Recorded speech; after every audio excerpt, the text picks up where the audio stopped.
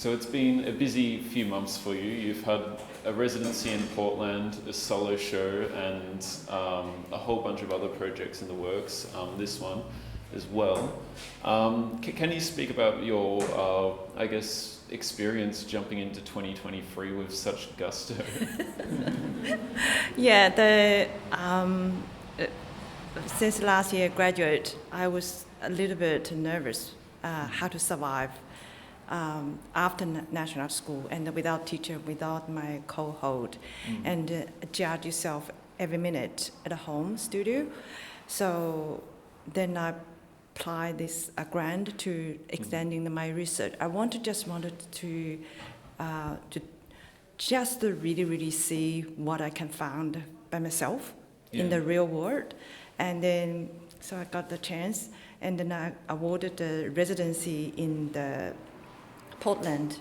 I feel, that is not related to me, but I think that is a chance. I'm just open to go to the Poland. And then after Portland, I working at home. And then I found that this is basically three different things actually help me to really research the subject and what it is. And I found a lot of evidence I can translate into my own expression. Yeah. And in the Poland, I just focus on develop my method. How do I paint? How I make it? Because it became a much more materially embodied practice. You've got your Hassan fabric, but also the tin shed, and you've gone for a epic, monstrous scale. Like it's really something to take in awe. And I guess my first question is, how did you produce something of this scale and get it shipped back and all those aspects? And what do the materials mean to you as well? Okay, the first that I started working in the home is the 2.6, and that's the house my home wall is. But I intended to go to the Poland to make it.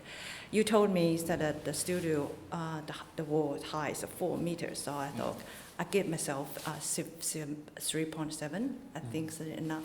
Yeah, just enough. Just enough. Yeah. But in the Poland, the work developed the size. The main reason is like I'm working on the Poland outside. They have a concrete slab.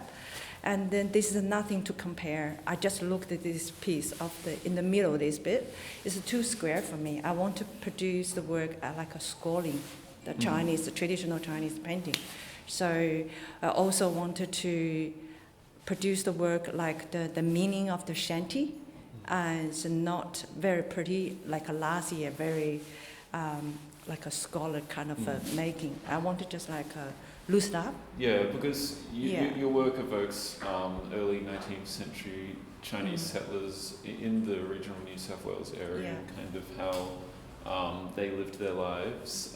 So what was some of the archival research? I know that the R's written on the top of the work there have a story of their own, and okay. The word the text I was in my work. This is two part. One is like using this like a background pattern. This is I screen printed on them because Haitian is very hard to paint it on. I researched on the internet is the first 100 family name of 1900 Guangdong province, all of the family name, which is not recorded on any of the Australia record. During my research, I found that every time I went to the people just handed me all of the history of the Chinese, the history there, and all of them is in the buried unmarked grave, the list. And everyone, most of them, like 99% of them, just start with Ashin. Everyone's first name is maybe 1,000 and then this is a Xin is a family name. For example, my name, if like, what means is like a title, like you call me Miss Mei, and then Miss become my first name, Mei become a family name. So that is the R's meaning. It's meaning nothing, but become in the Australia government record, become the public, like a very common Chinese name. And also this is a problem I don't think realized by the local people, because no Chinese live in there, and then they will, all of them like disappeared. So that is the one I want to reinterpret the R. It's quite significant for me. And also encounter with I went to a lot of cemetery, and they have a small, like every small town, they have a small section of a Chinese cemetery. They called unnamed marked headstone.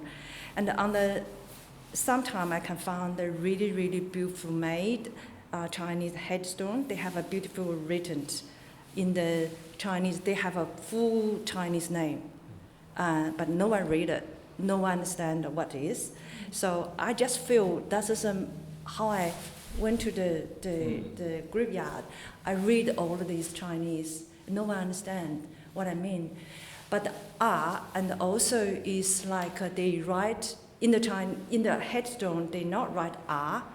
They not in simple Chinese. They call R is like R.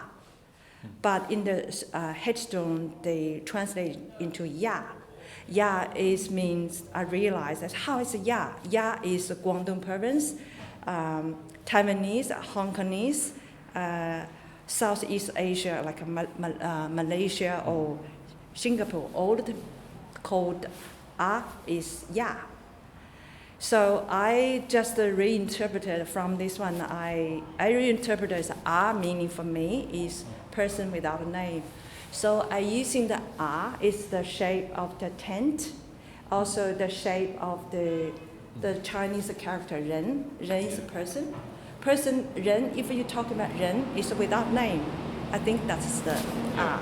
Yeah. And the Hassan but the tin also evoke that kind of early dwellings of the settlers, and you said as you moved your practice on, you perhaps wanted to create some of these tents or some of these forms in your practice.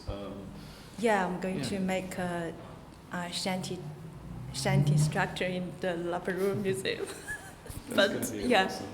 Yeah. And the blues and golds are kind of a predominant part of your palette, not just in these works, but a lot of the works in Hazelhurst Arts Centre. What do those colours evoke for you, and kind of how did you come to the aesthetic quality of the work? Okay, the blue is the first, like a blue color is I found a lot of Chinese the object, such as clothes and like a porcelain pot, and all of them have either had the blue patterns or the blue dress. And the blue also, and then I think about it, because all of this time is the Qing dynasty in China. Qing in the word, in the Chinese, is also, the Qing also is the blue. It's a Da Qing, is like a Qing. Qing is a kind of a mineral colors in Chinese painting, and then they also very bright. But once they go to the, like the Chinese painting, once you go to painting onto the silk or on the paper, they always has the kind of a navy blue, and all of the like a beautiful blue color. That is the blue. And the blue is represent just ordinary people. Everyone wear blue. But the gold is like, of course, it's rich, and the people want to be. And it's this idea of a dream home, which is dream home, yeah. And then I always want to find a piece of the tin for my painting from last year, but I couldn't find it. But the first day I went to Portland, I just look around, I found this piece, the best piece, and then I painted it in the gold. And it's beautiful how you've got part of the tin showing through, but then you've got the gold coming through. Was that just with gold paint, or were you able to use them? Acrylic, Okay, just the Matisse gold. Mm. And then the whole processing, I think I make this one, I found this too, and I think I grow from the last year is how to use the material to integrate it. It's not just like a Haitian the thing and then the tint. I try to sew them and then make another like a because the embroidery is a huge aspect to your work, and it's definitely like a way that kind of segments various spots and spaces. Just how has the process of embroidery kind of come into your practice, and has that always been a part of your practice?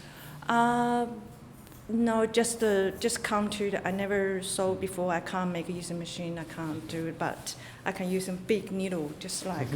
Fair enough. And it's actually a reasonably easy material to make those thread marks with.